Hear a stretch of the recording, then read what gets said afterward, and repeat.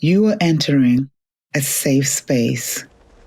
Please take a moment to center yourself and allow every thought, worry, and care to fall away right now. Focus on taking deep breaths and allow yourself to feel the healing freedom that is waiting to be ignited within you. Welcome to the Loud Whisper Reignite Your Voice podcast.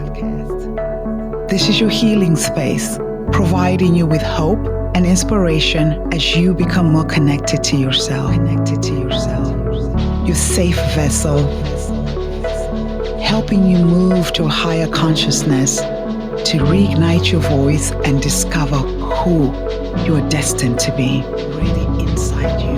I am Isabel Draughon, your host. I am also an author, entrepreneur, and a life transformation and spiritual coach. Most importantly, I am a perpetual student of life, just like you. So let's explore together. Claim what is already inside you. Welcome to the Loud Whisper Reignite Your Voice podcast. I am your host, Isabel Draughon. This is your health and wellness podcast where we talk about everything. I call it human being. We live in a world where we're doing so much doing that we've turned into human doers. I'd like to bring us back centered, bring us so we can connect and really get back to who we were created to be, to help people get to the best version of yourself. And thank you so much for joining us today. This is a space that I call the healing space. I call it the healing space because we talk about everything that humanity that we experience. We talk about vulnerability, growth, transformation, inspiration, getting tools and all that good stuff. So this is the healing space and I'm excited about today's show. If today is your first day listening to the Loud Whisper show, first I would like to say thank you so much for joining us. And if you could please kindly subscribe, I would appreciate it, and share with your loved ones and your friends. Let them know about the Loud Whisper podcast. And for those of you who are regular listeners, again, thank you so much for joining this space. Listen, this would not be happening without you. Honestly, each week that you tune in is a week that you're allowing Loud Whisper to actually get on the map and reach more people. So really, without you guys, I wouldn't be anything and the show wouldn't be anything. And I don't think I say this enough. I just wanted to say thank you so much for tuning in, and make sure that you share today's episodes with your friends and family. I am excited today because I call him like he's a reoccurring guest. Apparently he's going to be a reoccurring guest, if not a guest every week or something. But my wonderful husband is joining me again, Duane Draughon. Thank you so much for being here with us. Reoccurring guest. Would I do something great? I passed the guest test. Is there a guest test you're supposed to pass? Pass the guest test? You're so hilarious. No, it's always a pleasure, honestly, to have you, to be able to share thoughts. And I get a lot of emails and messages that people enjoy it when we sit and have conversations. And I think also too, we're vulnerable about our lives, and we talk about what we experience, and I think it actually empowers people to be able to speak about their lives too. So thank you so much for taking the time and being a part of the Loud Whisper show. How are you doing today? Sore. You sore? Yeah, no, let me take it back. I'm going to be sore. I'm not sore yet. Okay. I know I'm going to be sore. Why? My wife woke me up. Well, we normally get up at 4:30 anyway, but lately with the weather, I've been sort of off from that. I've been like 5:36 lately, but this morning I get a tap on my shoulder. I thought I was awake, but you said I wasn't. At 4:15 in the morning, to you want to go do some yoga. I'm like, I'm game. Like yoga, I'm thinking it's gonna be some namaste type crap, and we just gonna be doing some downward dog or whatever. I get there.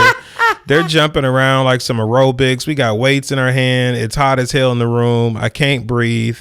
Like, it's crazy. It's crazy. Like a couple of times I had to tap out. Even the instructor was like, "Are you okay?" Like, hell no, I'm not okay. I think one time I almost passed out. I literally almost fell over and passed out, and I had to sit down. It was too much. It was too much. So what he did was, I do yoga. I'm a yoga instructor too, so I do hot yoga. And this morning they had what they called sculpt. So it's sculpt yoga that incorporates weights.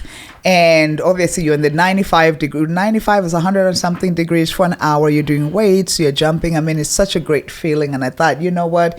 Let me invite him to this. So he joined me this morning but how are you feeling though? You know, I feel good. Remember what I said? There's two states that you could be in. You can be in primal state or power state. Okay. And primal state is suffering. It's always worrying. And a lot of people spend a lot of hours in primal state. We don't realize it until we understand the differences. Can you define what primal state is? Primal state is you're in your head. You're in your thoughts. Okay. Like you're thinking, like, you know, we call it stinking thinking. Like, you know what I mean? Like you're always thinking something negative, or it's always bad, or you're always worried about tomorrow, or you're worried about yesterday. You mean, so it's not a powerful state. So when you work out and you do high intensity energy and things like that, it puts you in a powerful state. So this morning was really nice because I wake up sometimes worried about the operation, I worry about life, I worry about the household. It's all on my mind every single morning. And so I have to do things to knock out that stinking thinking. You know what I mean? So it actually did really well to put me in that powerful state this morning. So I enjoyed it. Well, I'm glad you enjoyed it. It sucked, but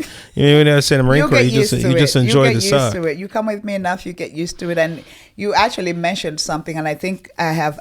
That's why I work out. That's one of the reasons why I work out. It's really to be able to put me in that state. And the reason why I do it early in the morning, first of all, the gratitude of that I'm awake this morning. And why I work out early in the morning is really a gift to myself, because when I do that in the morning, I've taken care of myself. So whatever is coming, I'm able to handle it. And even if the day does not go well, at the end of the day, look, I sound like my daughter. She always says at the end of the day, when I lay down at night, I know despite all the circumstances and all the challenges, I still took an hour out of my day to take care of myself. Yeah. Yeah. So I agree. And so I did the biking thing when the weather's nice. I did a biking thing. I might hop on that bad boy today if I can catch it. It's not so bad because it looks like it's up to like 52. I might get a shot. Like, you know what I mean? That it might be my only shot I have for the end of the year to at least get about 16 miles in, and I feel good after I do that too. Yeah. You should do that faithfully too when the weather's nice, just like kind of how I run. Anyway, so great. I'm excited that you feel great about joining me yoga this morning. And honestly, guys, you don't have to do yoga. You get to do whatever you want to do, but I will empower you to do is there's nothing as powerful as moving your body. We may have strong minds and we talk about the minds all the time, but you know, the reason why they say mind, body, spirit, those things are integrated. Those things are literally intertwined. There's nothing as powerful as moving your body. Duane talked about power and primal. The fact that when you move your body, you feel so powerful, it gives you just a different type of feel. It's not about the size. It's not about, I mean, obviously you benefit from it. You lose weight. But there's just something powerful being able to not challenge other people, but to challenge yourself and to get through it. So for whatever it takes, if you don't work out, if you're going to take 10-minute walk, 5-minute, 30-minute walk, just start moving your body, do something. We talk about transformation. We talk about change. It only doesn't happen in the mind. You know, we live in a world where you see all these people with all these accolades or making all this money, and when you look at them, they're not looking healthy. And I'm not talking about size, because size doesn't determine health. I'm just talking about, you know, they're always exhausted, or they're saying my body this, my body that, but they're making all this money. You find the world admiring the part of them that's making the money, but what the world forgets to say is that they're sacrificing their health in order to get the money. Then by the time they get all the money they want, they won't have the health to enjoy the money. Yeah, I actually, I know that all too well. Yeah. You know it all too well. Actually, that's what I did. Yeah. I know that all too well. Yeah, all too well. So just encouraging you guys out there to be able to move your body. Now, we're going to dive into the podcast today. And I was thinking, I was like, what are we going to talk about? It is end of the year, right? And what else can we talk about? It is the end of the year. So I thought to myself, Mr. Draughon, as we reflect on this past year, 2024 has undoubtedly brought its shares of challenges, growth, and opportunities for all of us. All of us. Looking back, what are some of the key lessons that you have learned this year, and how have they shaped your perspective or approach on life, on moving forward? What are those key lessons that you're like, man? And these lessons, whether they're good, bad, or indifferent, but you've learned something from them, okay? What are those key lessons, and how have they shaped your perspective about where you're at now and how you're going to move forward in life? We're 9 minutes in starting the podcast, and then you ask a question. It's going to take another 40 minutes to answer. But why would it take 40 minutes to answer? Why would it take 40 minutes to answer? You know, there's a lot. Like, okay, let's see if I can sum it up. I'll start it off by summing up, give my disclaimer. You know how I give my disclaimer in my conversations. Yeah. I'm going to start off saying that this year, I learned a lot of things it's about to create Duane the grown up. You know, so like I think I even sent you a text and said, hey, you know, we basically, you know, you got people always say 2.0. Yeah. I feel like we're in 3.0. And I feel like this year I took on life and information and lessons like a fire hose came at me. Some of the stuff I haven't been able to breathe in yet, but I got the information and now it's just really processing. I feel like now I'm processing life like a true grown up. Okay. I mean, but what does that mean? I mean, there's so many pieces to that answers that question. Let's start on relationship and life growth. I mean, how I see you is, I wouldn't say way different, but it's actually a little bit more energy this year than ever before, right? Some of the conversations, you and I had some dialogue this year that, I mean, we went through some experiences in life that created dialogue that doesn't really hold back. You know what I mean? Like it's enough of that. Okay, let's candy coat, you mean what we say to each other. Yeah. And now let's say what we really felt about where we're going, how we're going, and what we're doing it. And you and I have had some of those conversations this year, probably a little bit more than most. Yeah. And that's really waking me up to how I even see you and treat you. Okay. So there's a lot of great lessons I got from there. Okay.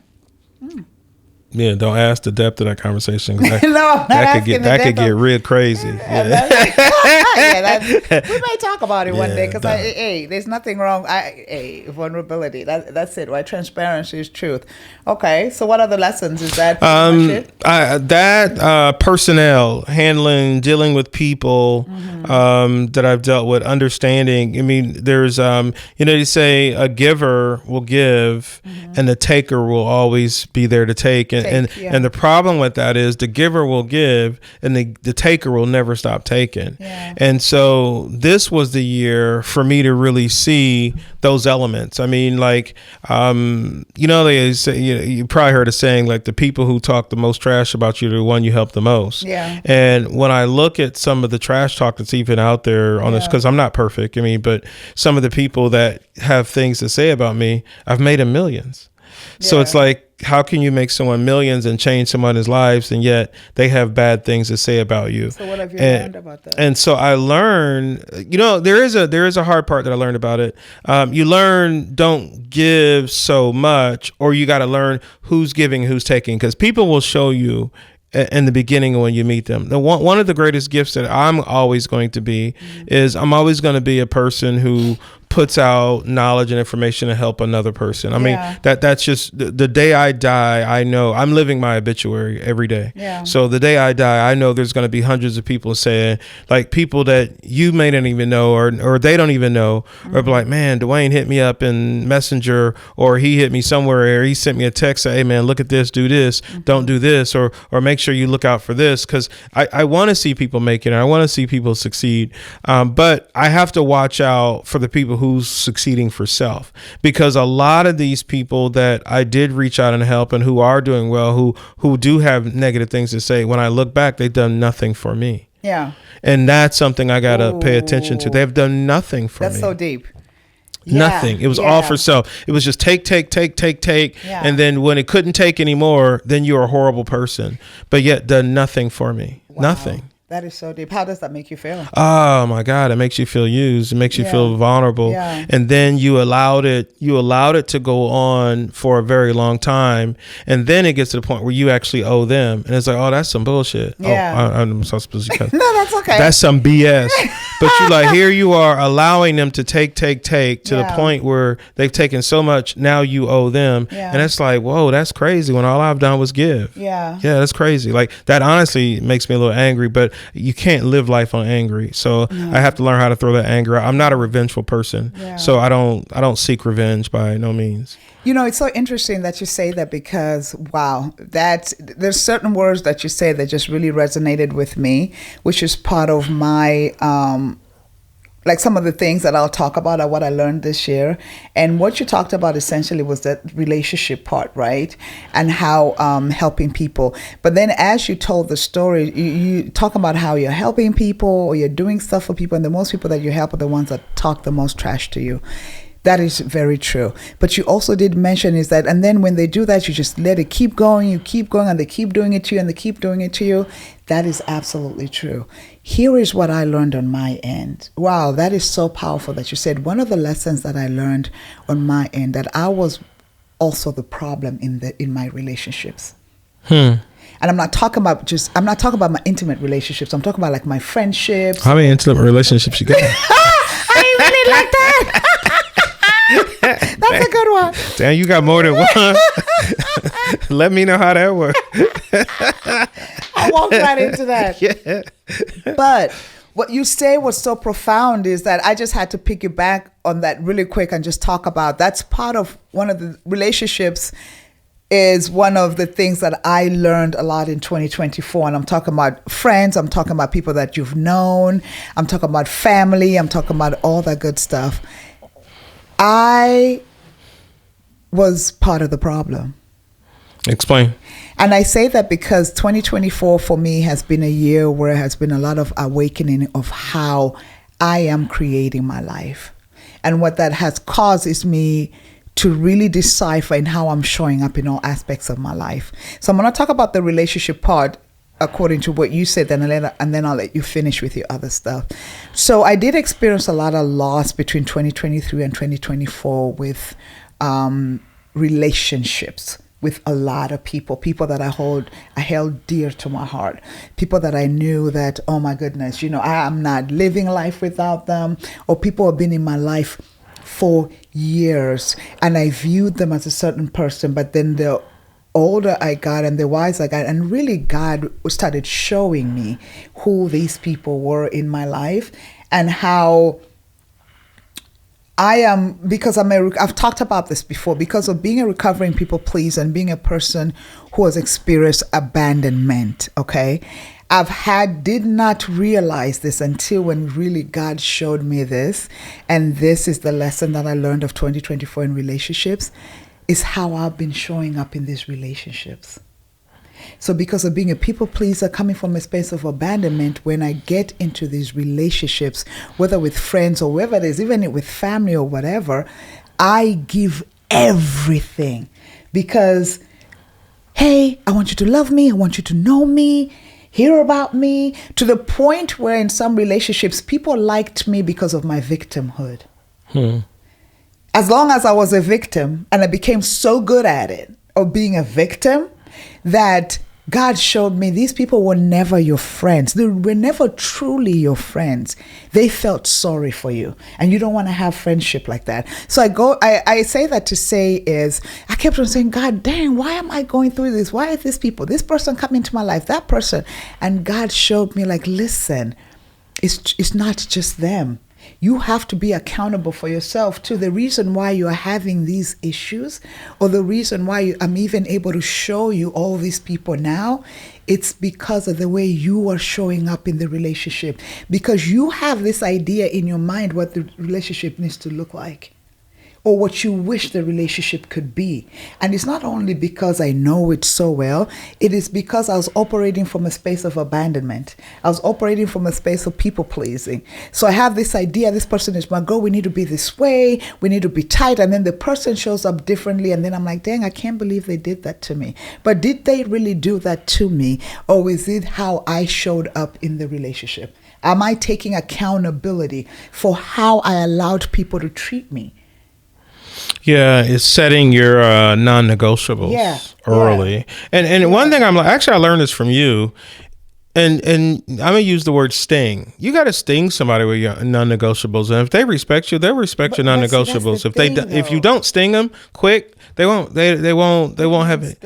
Like, I learned this from, like, you got to sort of, somebody push a boundary on your non-negotiables. You got to let them know right then and there. Yes, I totally agree. I will do that now. Yeah, I learned that from you. Because what most people do, and I used to do that really well, is somebody else talks about it. I think Ayana Vazan does talk about it, where we create boundaries. Okay, and one thing, and what I want all the listeners to understand, creating boundaries is not keeping people out of your life. Creating boundaries is loving yourself enough to say, this is who I am. What this person does affects me. So I am choosing, again, like God was showing me, I am choosing to, if I'm going to be in this relationship, to let this person know how you speak to me and how you approach me affects me. And it affects us in different ways. Some of us get triggered, the trauma comes, and you're like, I don't want to deal with that. So boundaries is really is showing yourself self-love and teaching people how to treat you. So what happens mostly is we set boundaries with people, especially the people that we love. But because we love them, they will violate our boundary. And guess what we do? We don't say anything. You know what we do? We just take that line and push it back. We just back up and push it further.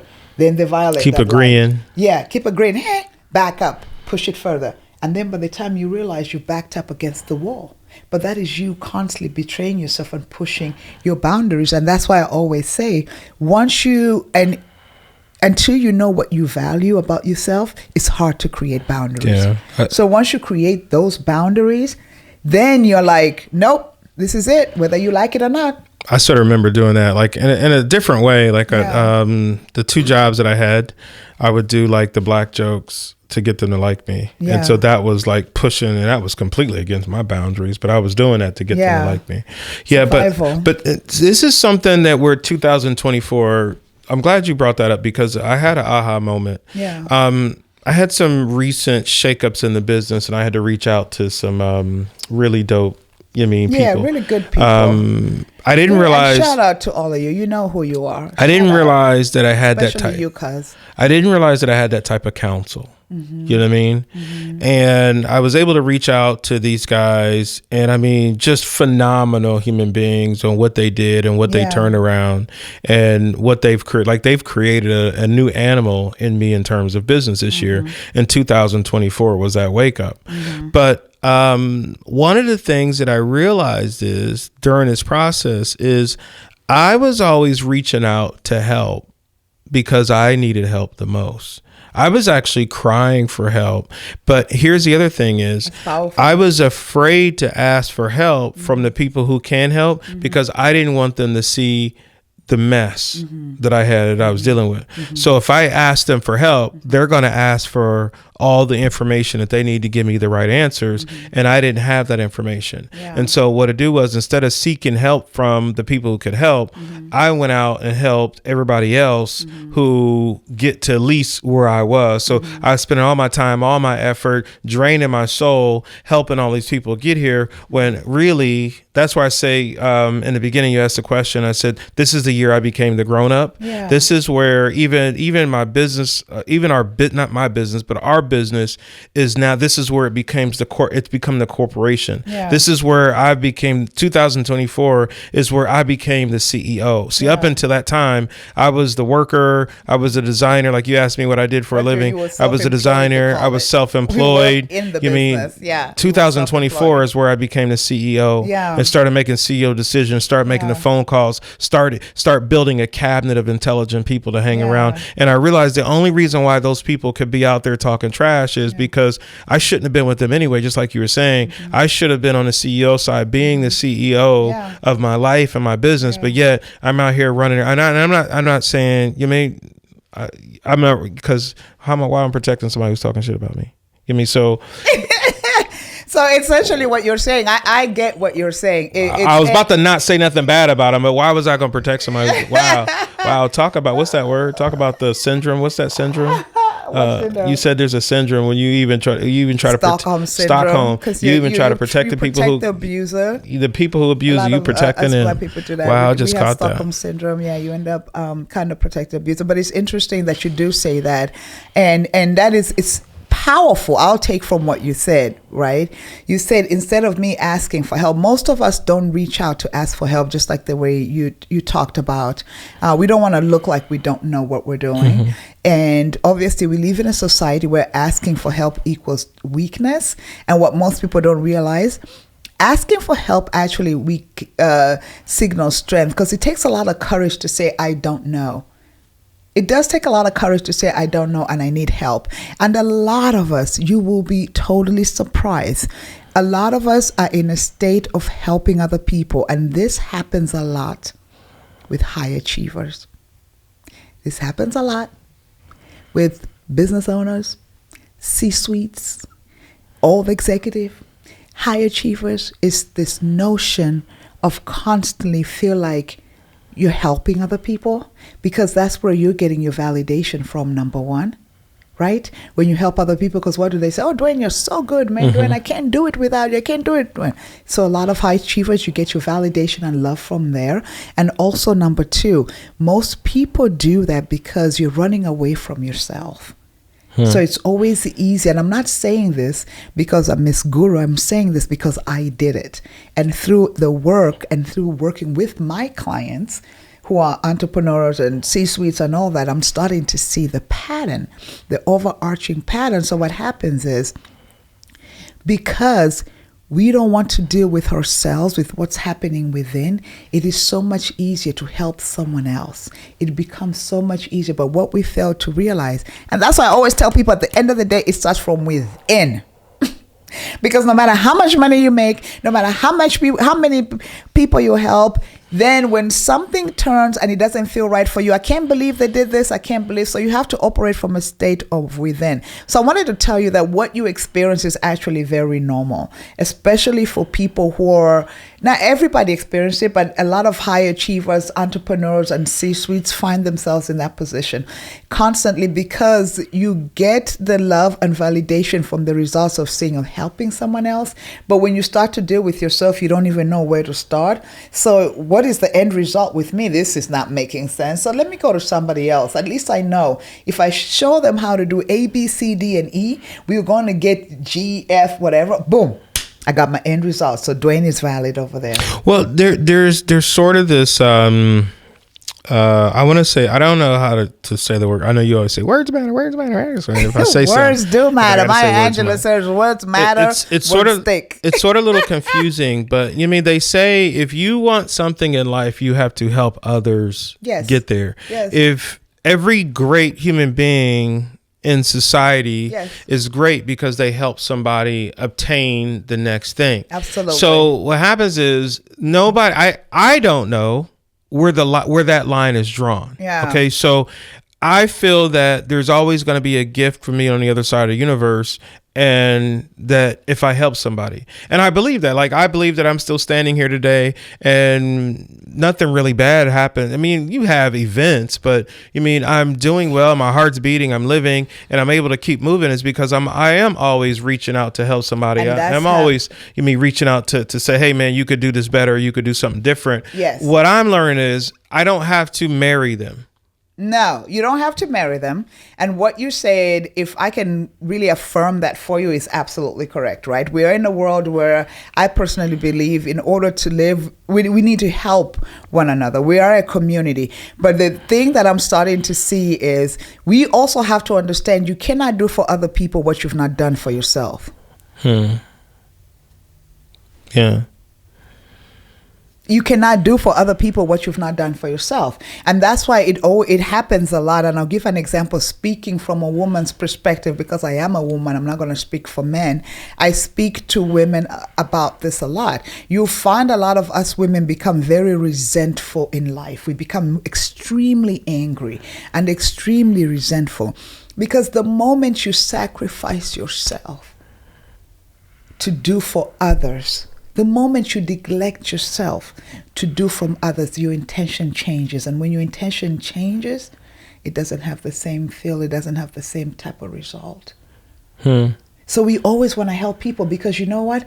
Nobody was brought into this world to do life by themselves. I'm a firm believer of that. But I also do believe that in order for me to do for others, I have to make sure that I could do for myself. Yeah. Does that make sense? Yeah, it's like introspect. Yeah. I like the way you stopped and you're like, yeah, it's just like introspect.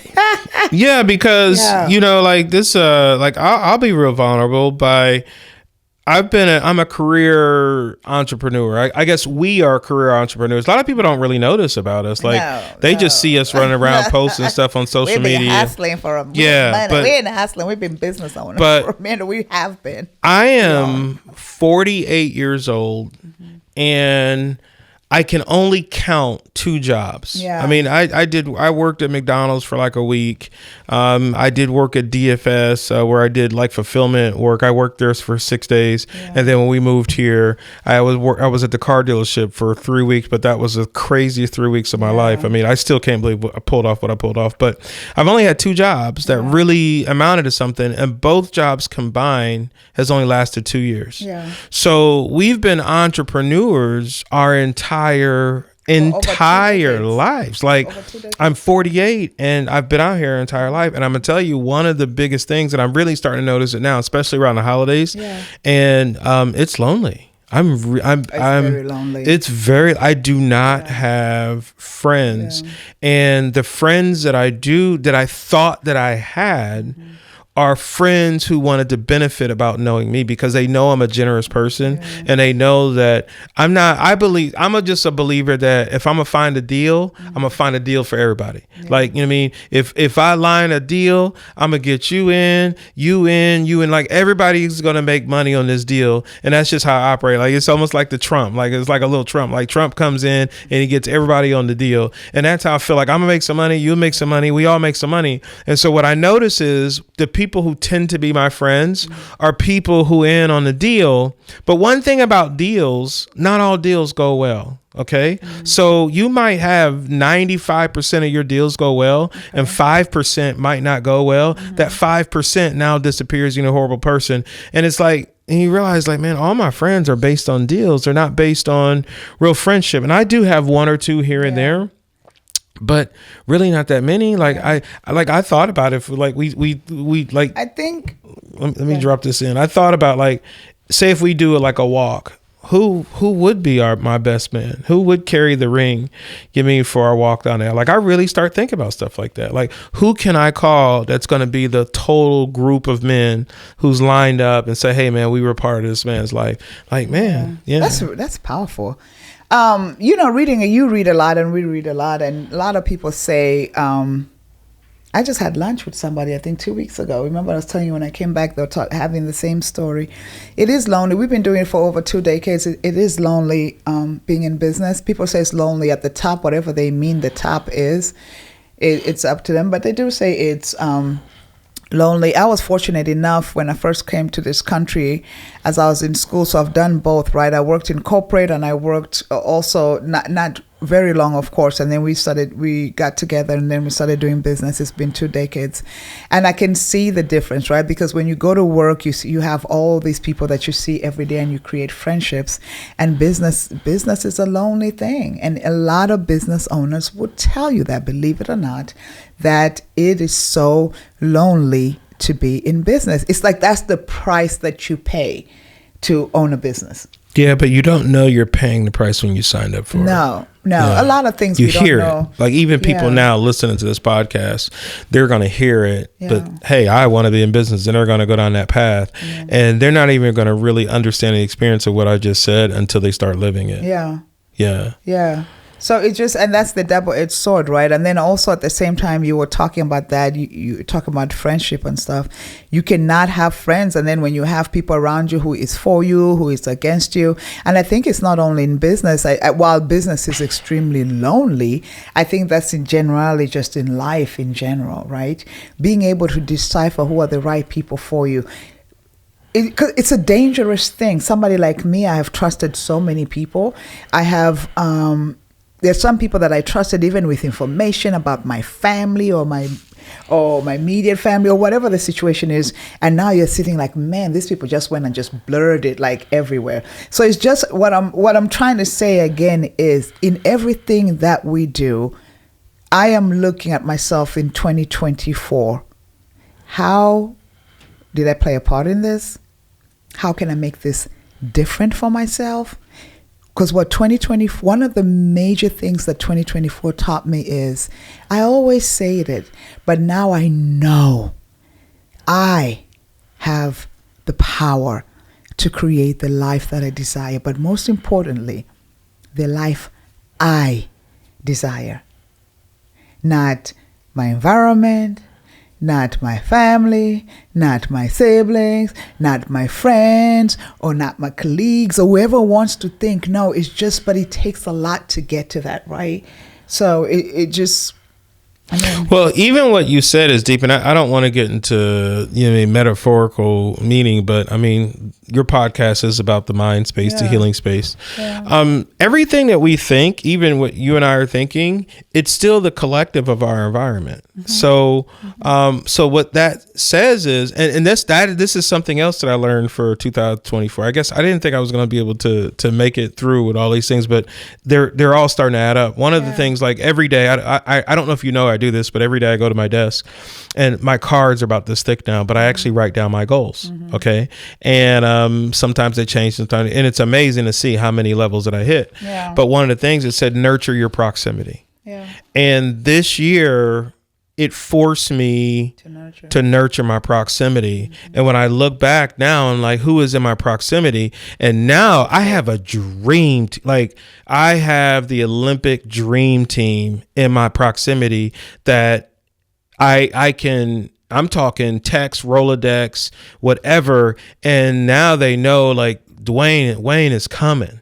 And so if I send a text or phone call, they respond back. Okay, do this, flip this, do this, boom, you're good, you're done. Okay, boom, boom, boom, done. They know they've created another friend. Yeah. They know they have a friend coming up on deck is about to hit the level. So I have a hella dream team right now. Yeah. And that's one of the things that I put, nurture your proximity. Yeah. And that's really good. And I'm excited for you for that. And when you sit back and really think about it, just think about what you had said. I always pay attention to the words that people say. Just about 10, 15 minutes ago, you talked about how when we first started the podcast, what excited about 2024 is the person that Duane has become. Mm-hmm. So what that has allowed is because of the person that you have become, the universe has opened the door for the friends and for the people that you can nurture that proximity. Oh, wow. And now you feel like you have the dream team. Wow. So then it goes back to what I was saying about my lessons. When it's all said and done, how am I creating this life for myself? Because the world, the universe, God, it moves according to how we want to flow with life. At least those are the things that I learned. Because 2023 and 2024 were extremely hard. I don't know about you. For me, they were hard because of the roller coaster. And for me, they were even harder because I had to let go of so many people. And, everybody knows Libras, we love love. And I love love. I love love to a detriment. I love love where it destroys me. But let me tell you, I'm such in a good space, and that's one of the lessons that I learned. I'm such in a good space where I learned it's okay to let people go. I learned that I can really decipher, like, this person is really not for me. Like we talked about it before, like you have people in your life that you're trying to do something with your life and you share it with them and they criticize you. Why didn't I think about that 10, 15 years ago that this person is not for me?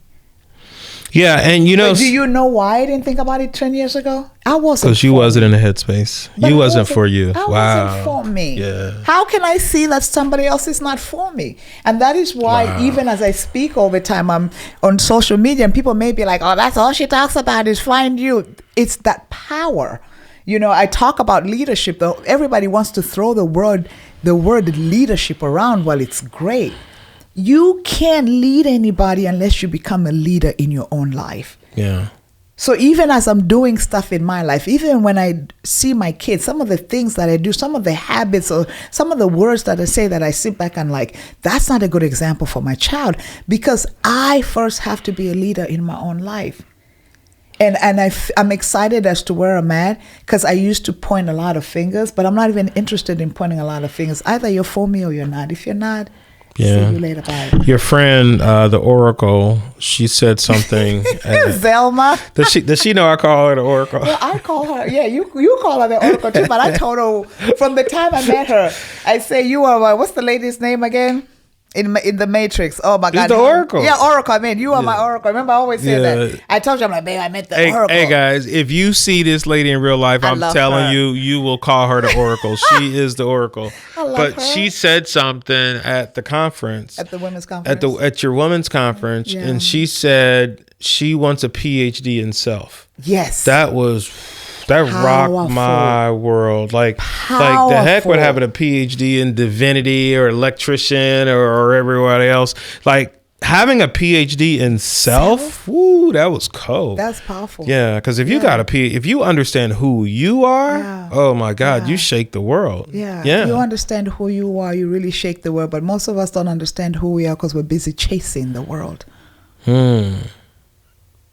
We're busy chasing the world.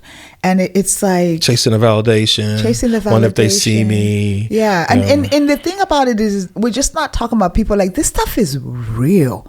The amount of people that are living their life based on other people's expectations and opinions of who they think they need to be.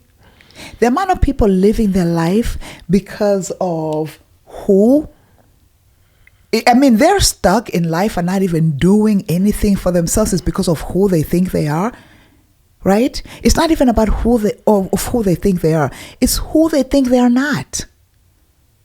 It's who we think we're not. Well, so that's part of the thing, right? Like for me, it was even mindset. Look at you. Who are you? How do you walk around? Stop, not even think about who you think you are. We focus on who we think we're not because we're constantly told who we're not. Well, I'm reading, like I said, okay, if we are friends, we are low key in a book club. So all my friends know this. So if my friends are friends with me, we are in a book club. You're going to get a book suggestion. I want you to suggest one to me. You know one. But one of the things Napoleon Hill actually says in Think and Grow Rich, one of our biggest issues as humanities in getting to levels in life is self-doubt. Yeah. We're constantly self-doubting ourselves. And being able to understand that we're doubting ourselves, that's one of our biggest detriments. So, I mean, think about it. Just really think about that. Like we all have a shot to get to at least one next level of life where we are, but we don't get there because we self-doubt ourselves. Yeah. I mean, think about that. Like you don't even have to wait for somebody else to self-doubt you. We self-doubt ourselves, but we self-doubt ourselves based on what others think about us. Yes. Based of who we are told. Yeah. Right? Based on what others think about us. I always say this all the time. If we really sit back and think, like let's sit back and think for a second, okay? So we're doubting ourselves. I'll speak about myself. Okay, so I'm doubting myself is because of what everybody else told me that I'm not.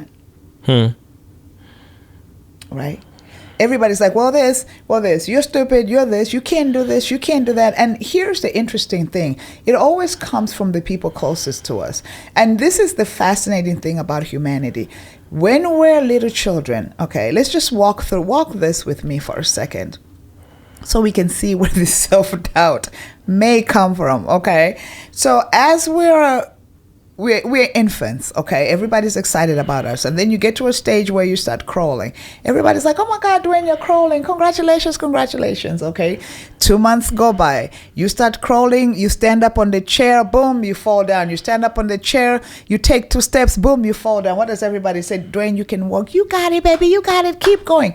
You get up, take 2 steps. Boom, you fall down. Sometimes you may take 3 steps back. You fall down. But from that process of transitioning from crawling to starting to walk, everybody around you is celebrating you. They don't only celebrate you when you walk, they're celebrating you when you fall down in that diaper. Boom. No, you Duane, you could do it, you can do it. For the life of me, I've never understood where that celebratory thing changed from you can do it to how dare you. Who do you think you are? Mm-hmm. That's crazy. Why would you think like that? Who even thinks like that? You don't even pronounce that right. You don't even write that well. You're not educated enough. What makes you think you can go there and give a speech? What makes you think you can actually join this team? That's ridiculous. You don't have the education. So you see what I mean? So everything about us and everything about our humanity had a question mark. It's like it almost stops after the day you will start walking. You take those first 2 steps. Yeah. It seems like the moment you take those first 2 steps, you go into stop, no, don't. Yeah. Stop, no, don't. Stop, no, don't. Stop, because no, everybody, don't. It doesn't matter if a stranger sees your baby trying to learn how to walk, they'll celebrate. They'd run over and grab, because I can't tell you how many kids I done grabbed their little finger and try to walk and try to take the step. Come on, little buddy. I don't even know his name. Come on, Bubba. Come on, Bubba. I don't even know his name, and I'm making up a name for him and trying to get him to do something. And I'm excited as if I gave birth to the kid. Come on. It could be somebody's slobbery kid. But the moment they start walking, you like stop. No. Well, maybe because the mischief, they get into too much when they start walking. Because when they start walking, they tear up your house. And that's the thing, though. What has been taken away is that innocence that God gave us, whoever you subscribe to, when we were born. I know people think Kanye West is crazy. I know he be saying crazy stuff, but he even gave an example. Like, you're sitting down, we can all be sitting, and a kid would just jump on the table. They have no fear. Yeah, you try to prevent them, but they don't have any fear. Let me give a good example. Do you remember when we went to Mexico? This is extremely powerful. I always tell this story. I will never forget this. When we were in Mexico and we were walking back, I think we were walking to a room or we were walking to the beach. It was in the evening. It was a couple and they had 2 kids. They had a boy and a girl. I'm telling this story about self-doubt because it resonated so much with me coming from a little girl's perspective and into a grown woman. So it was a couple. You remember when I tell you this story, they had 2 children. Mm-hmm. No, it was just one. Was it 2 or 1? It was 2, little girl. Mm-hmm. Little girl and a little boy, right? The little boy was walking in front of them. Remember, and he hit something. He didn't care. Remember, it was like a round thing. He just hit it. Boom. He didn't care. Hit it. Nobody said anything. But the little girl, I said, that's interesting that she walked towards it, but she backed up. She would not dare take that chance. It was kind of like an art thing, guys, that the boy just didn't give a damn. He just started hitting it and the parents just stuff. But the girl started going towards it and I just watched her back up. And I said, wow, that's so interesting. That in itself taught me how boys and girls are raised. A boy is allowed to go discover. A young girl is like, how dare you? Don't you go there and hit that. Don't you walk in misalignment. Don't you do this so you don't look like a lady. Why would you jump and hit that? Why would you do that? Just those 2 things created that young girl. And that creates their life. That's created her life. Yeah. I mean, this is probably a whole new podcast, but I was reading another book, but it was even talking about when a woman gets pregnant, we need to celebrate and thank the earth that we're bringing a new human being onto the earth. Because, I mean, we really are on a spaceship floating in space and people just don't realize it because it's so big. But it comes to that, like the beginning is just even being thankful that we got another human being a part of our society. So most people self-doubt. It does come from environment. Yeah. It does come from environment, and then we keep telling the stories. We keep I guess that's why these podcasts are so important. That's so important. So do you have one last thing you want to share? I'll just run through mine really quick. And you run yours. If I feel like I missed something, I'll throw it in there and we'll go from there. I think yours were extremely powerful, and I'm excited for you to see where 2025 is going to take you on a personal level as far as your growth, mind, body, and spirit. I'm excited. I'm excited to see what kind of growth you have just in you as an individual. And I'll keep mine really short. 2023, 24, as I mentioned earlier, it was roller coaster, just all the other years.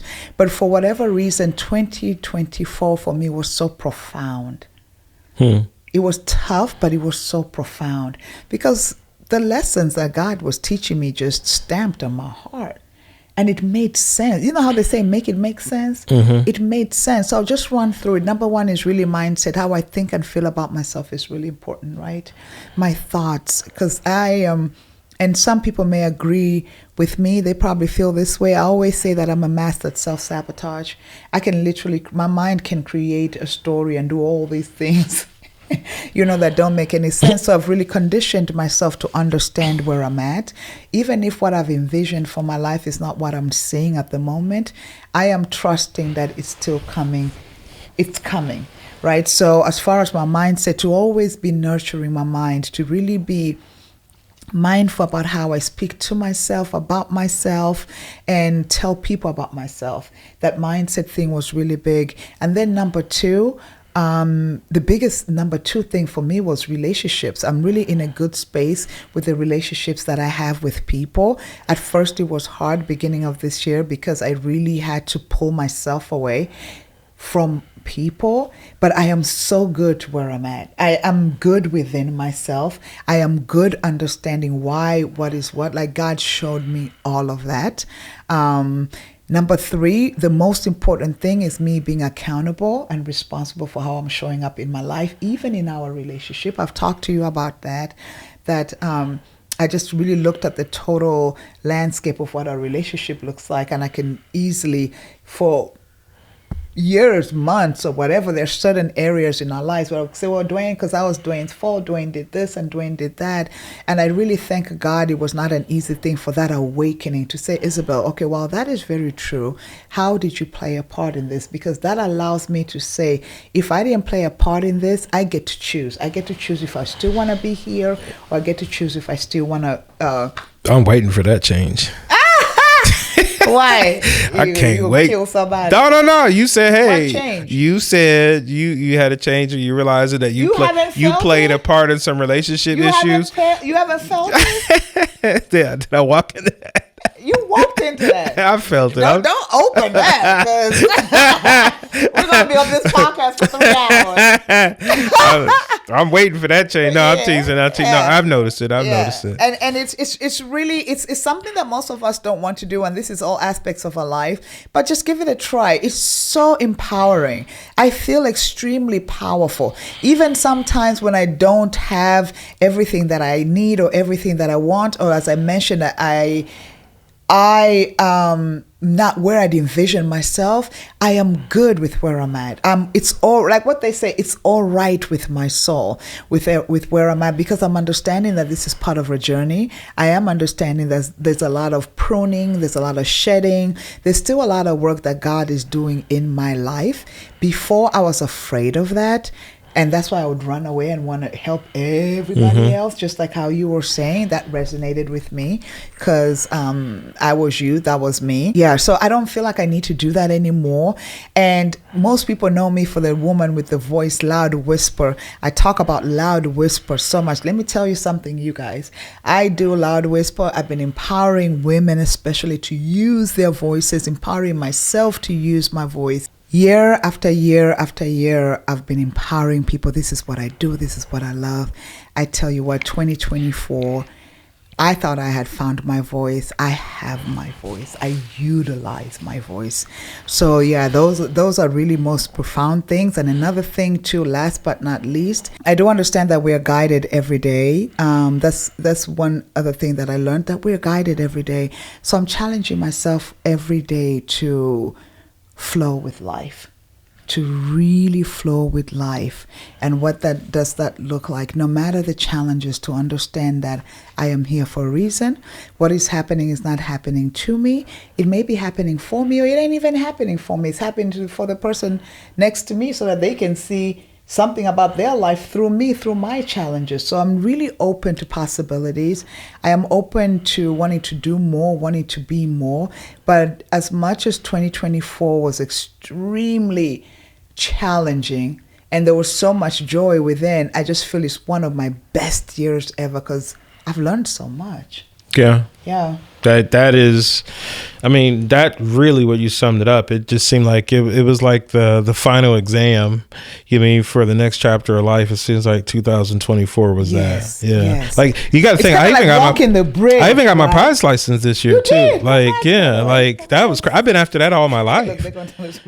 Yeah. I've been after that all my life, and like even this year, and even when all else fell, and the FAA said no, and everything just wasn't going my way, you still pushed through and pulled it off. You know what I mean? Like that was a life goal. And it's funny, I was going to ask you a question on what we were talking earlier, and I didn't want to cause any conflict, but like we say these things that happened to us in the past, but did it really go that way?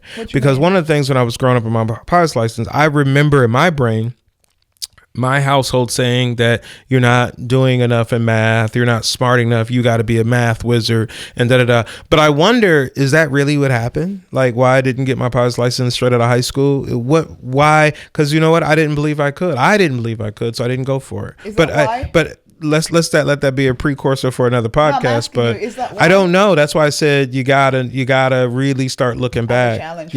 Looking back. I have a challenge for you. Mm-hmm. But I got it done though. That's all. What matters right now is I got them Jones. They were in my pocket. I'm not asking anymore. They are in my wallet.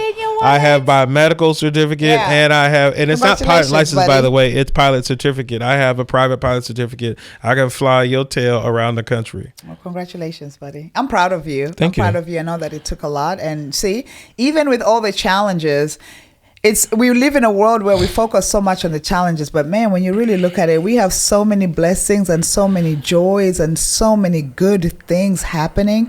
I'm excited about 2025 for whatever it's going to bring, the mountains, the valleys, the steeps, the ebbs and the flows. I am extremely excited. I want to become the person that I was telling you this morning, who is so grounded within themselves. Kind of like how my oracle, like we call her, what she said, have a PhD. We had a podcast morning. Yeah, we had a morning that when we were sitting down today talking. If there was a microphone there, that was really powerful because that actually shaking me all day. It's like I need to live a life that I'm in joy and happiness no matter what's going on. I mean, because what I'm saying is when the material things are here, that's the only time I'm happy. And when material things are not here, I'm not happy. Or so when things are going the way that I thought they should, I'm happy. When things are not going the way that I wanted to go, I'm not happy. And honestly, after having that conversation, I don't want to live a life like that. I just want to be me and happy regardless of what's going on. Because it's going to happen. Good and bad, it's going to happen. You don't have control over the external factors. The only thing we have control over is this. It is truly the only thing that we have control over. And here is a fact. Life is the duality. It's the light and the dark. But also, is it really dark? No. And nothing ever happens that you sit back and beat your brain about. It never happens. You sit back and, man. It's just that story. We go back to how we say the mind is a powerful thing. It's truly a powerful thing. But I explain to people your mind is also a tool. Your mind is also your protector. So when you are supposed to make a left turn and you're kind of weary about it, your mind will give you a whole story about if you make a left turn, they may kill you, they may do this. And none of that even happened. But when you realize, your mind has been lying to you, you can't go back. See, that was one of the things I got for 24 is I started realizing that my mind has been lying to me. I remember one day I called you up, we were laughing about something, and I said, girl, I'm doom and gloom out for 6 months. I mean, he was in June of 2025. I said, babe, you're thinking about gloom and doom in June of 2020. Yeah, I was out 6 months. I said, I'm out 6 months. I mean, we just started cracking up like, oh my goodness, this is so crazy. And that's why it's important for us to be in the present moment. Is the present moment difficult? Absolutely. Because one of the reasons why I feel it's hard for us to be in the present moment, because we're never okay with our reality. We're always running away from our reality. Or unless we're on a beach or whatever. Nowadays our society is so bad. You could be laying on the beach and somebody's thinking about, tomorrow I'm going to do this and this is not good enough. We're not okay with our reality, so we cannot be in the present moment.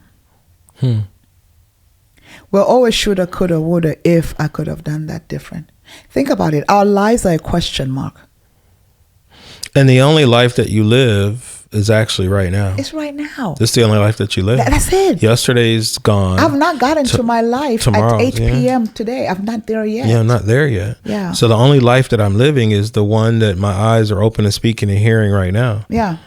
So that's extremely powerful. So that's where we're at, guys. You heard my hubby's the stuff that he learned in 2024, and I just talk to you guys a little bit about the things that really resonated with me in 2024. But ultimately, we're all on a journey, and we're all on a journey of learning. I always tell my kids that, listen, ain't nobody figured this out. We're all figuring it out as we go. We're all figuring it out as we go. All I ask is, as you navigate, as you close out this year and you start navigating 2025, okay? Really pay attention to who you are. Really pay attention to the life that you want to create. Stop pointing fingers at other people and start taking accountability. Be accountable for your life. Be accountable for how you show up. Be accountable for how people treat you. Be accountable for how you treat other people. Just be accountable for it. Another thing that I had forgot to mention, I don't even beat myself up anymore about my decisions, because obviously some of the decisions that I made in life are not the best decisions. They're my decisions. I own them and I move forward. Again, it's accepting my reality.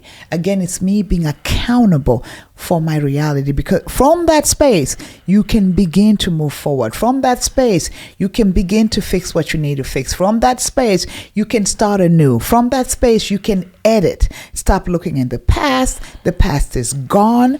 There's no need for you to look in the past. Starting 2025, take care of yourself. Do what is right for yourself. Please stop betraying yourself, okay? Nurture your relationships, like Duane said. Proximity is power. Nurture those relationships.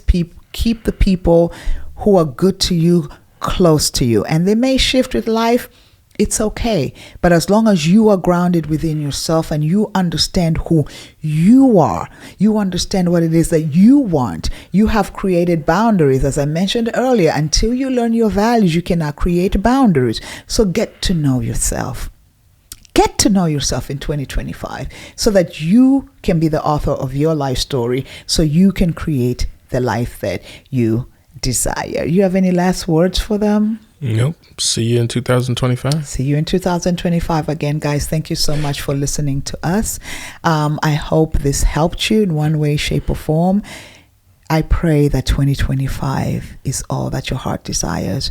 I really pray that each and every one of us, including myself, can find the courage within ourselves to let go of that self-doubt, to let go of the imposter syndrome, to let go of not feeling good enough, to let go of the idea that we think other people have the answers for our life, to let go of the idea that we're not valuable, to let go of the idea that where we at in life and who we are right now doesn't have any value unless you become this, acquire this, do this, or do that. No, there is nothing about you to be fixed. Absolutely nothing.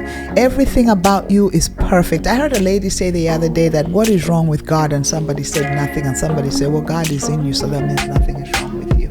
So we don't need to fix anything within us. What we do need to fix is our strategies of how we show up in life for ourselves and the people close to you. Again, Happy New Year to you. I hope you have an amazing, amazing 2025. Honor yourself. Trust yourself. Be gentle and kind with yourself. Live by faith. No matter the challenges, own it. Be you. We wish you all the best from our hearts to yours. Thank you again for listening to the Loud Whisper podcast. I'm looking forward to be with you again in 2025. Thank you for joining us. Make sure you subscribe. Take care. Thank you for listening to the Loud Whisper Reignite Your Voice podcast. If you enjoyed today's show, please be sure to subscribe so that you never miss a conversation. I would also be honored if you would consider leaving a positive rating and review on Apple Podcasts. As always, you can connect with me through the links in the description. Thanks again for listening. We're so glad you could join us today and look forward to supporting you on your greatest journey. Have a great day.